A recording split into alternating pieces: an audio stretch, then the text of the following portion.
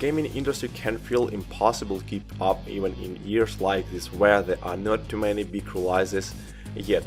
Still, with all the news and indies expansions and updates to major games, it's easy to let something fly under your radar, so let me do the honor of showing you this.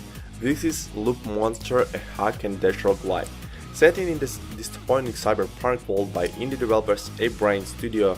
Okay, I realize it basically sounds like a word bible for the gaming industry of the past few years, but I believe Loopmancer will set itself apart with its combat and story. Loopmancer combat is fast and visceral. You will be equipped with a melee and ranged weapon accessory and special abilities, and using all those tools.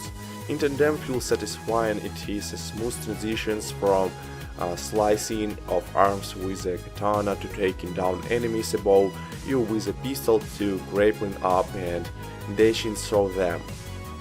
Sword first, all of this is complemented by the game's gory visuals, doubling down on the video game power fantasy, making you feel like badass for successfully combining your attacks and rewarding you with a spray of limbs, fire and blood. If you have played games like Dead Cells before, the gameplay loop will be familiar to you. During a run you will be collecting temporary upgrades and currency. When you die, you will wake up in your bed again, having lost all your temporary upgrades from your previous run, but able to spend that currency on permanent upgrades, so you will never feel like you are not progressing, even if your runs have not been going as well as you like. This may sound like you have been here before, and in some regards it is playing into the roguelike specialty of easy to pick up and have a few runs before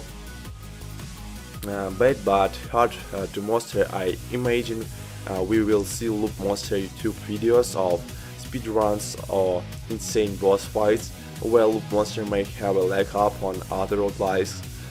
If the story, this is a new case. How did you know I'm stuck in some sort of death loop? Keep experiencing this over and over again. In Loopmancer you play a private detective trying to uncover the disappearance of a high-profile journalist while on the tail of a crime lord you suspect may be involved. You die immediately, not usually how the story goes, but you may wake up again, starting the events of the day again. Think Groundhog Day meets Beverly Hills Cop every time you die. You will find yourself waking up that morning, but able to retain your memories of the previous loop. There was not much future in the demo I played, but the writing and characters were funny and likable, and the narrative left me eager to solve the mystery, hoping to solve the case I found myself in, and what that has to do with the time loop I'm trapped in. Except for hates, most roguelikes don't emphasize the story, but what I played here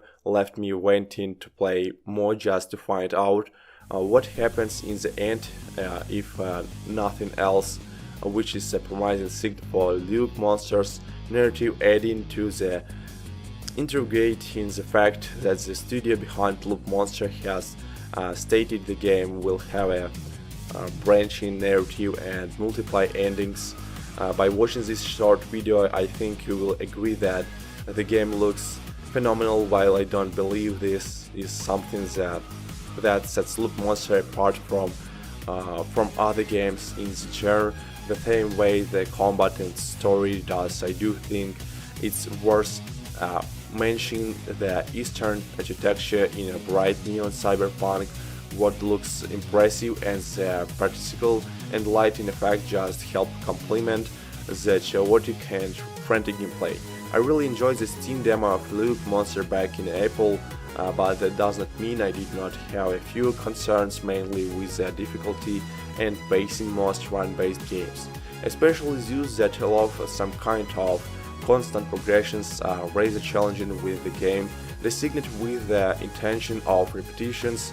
You are supposed to play different sections repeatedly until you perfect them by unlocking helpful tools or sheer skill improvement. Unfortunately, I did not find Loopmancer particularly challenging until I reached the boss at the end of the demo, which I then found very challenging. This difficulty spike kind of messed with the pacing. It felt odd that I could easily slice through enemies only to hit the stone wall. At the end, it also means that getting back to the boss felt like a stew. I could not sharpen my skills on the enemies, leading to the boss as they were so much weaker they ended up just being fodder. I need to get through to the practice again against the real challenge. I hope this was more than outcome of it being early in the game and a demo, and that once you have passed this boss, the rest of the game has a more linear difficulty. The other potential concern is that Brain Studios is unstated. This is their first full game release, so there is not anything we can point to that would demonstrate the development team's capabilities. Thanks for watching, subscribe to my channel and press like button on this video.